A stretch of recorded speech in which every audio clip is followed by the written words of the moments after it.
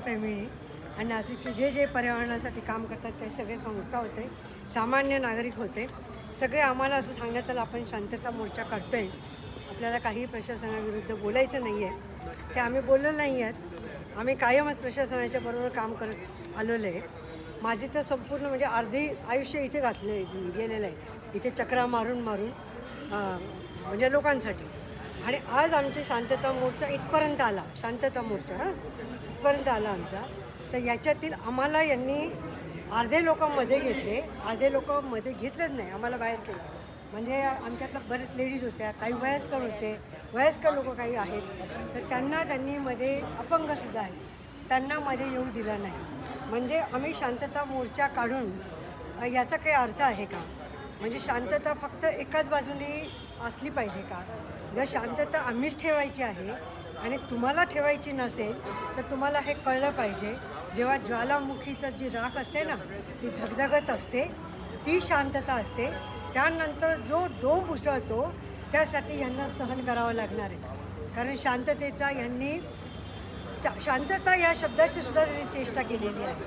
त्यामुळे महापालिका प्रत्येक वेळेस आमच्याकडे 41/2006 हे आम्ही PIL दाखल केल्यानंतर आम्ही जिंकलेलो आहोत.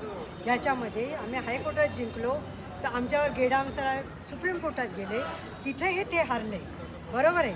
त्यानंतर आता आम्ही NGTत गेलेलो आहे, मानव उत्थान मंच हे NGTमध्ये गेलेलं आहे सगळ्या पर्यावरणप्रेमीच्या वतीने. तर NGTमध्ये आम्ही न्यायप्रविष्ट आहोत. न्यायप्रविष्ट असताना कुठल्याही झाडाच्या फांदीला हात लावला जात नाही. एक तुम्हाला माहिती असेल, जेव्हा एखादं प्रकरण न्यायालयात असतं त्यावर कोणी बोलतसुद्धा नसतं. त्याचं कारण ते असतं, कारण की त्या विषयाचा पडदा असा पडलेला असतो, तोपर्यंत न्यायाधीश त्याच्यावर काहीही बोलत नाही, तोपर्यंत काहीच करायचं नसतं. पण हे लोक ऐकत नाही. या लोकांनी नोटिसा चालू केलेल्या आहेत, सुनावणी होता त्याचा अहवाल दिला जात नाही. ते असं म्हणतात फक्त झाडं तोडायची त्यांना. आम्ही असं म्हणत नाही, सगळे झाडं तोडू नये असं आमचं म्हणणं नाही आहे. काय आवश्यकता हे तर आम्हाला दाखवा. आम्हाला ग्रीन प्लॅन द्या, आम्हाला रोड मॅप दाखवा. तुम्हाला इथून इतकं तुम्हाला जर समजा रस्ता वाढवायचा आहे तर तुम्ही तिकडचं 10 फूट तुम्हाला वाढवायला असणार, तर तिथल्या आधी दुकानं आहेत, जे रेसिडेन्शियल जे बिल्डिंग आहेत त्या तुम्ही हलवून दाखवा ना. जी झाडं बोलू शकत नाही त्या आधी कापा, मग तिथे तुम्ही पार्किंग करा. हे सगळं तुम्ही करतात, याच्यावर नाशिककर गप्प बसणार नाही. हा आमचा शेवटचा शांततेचा मोर्चा होता.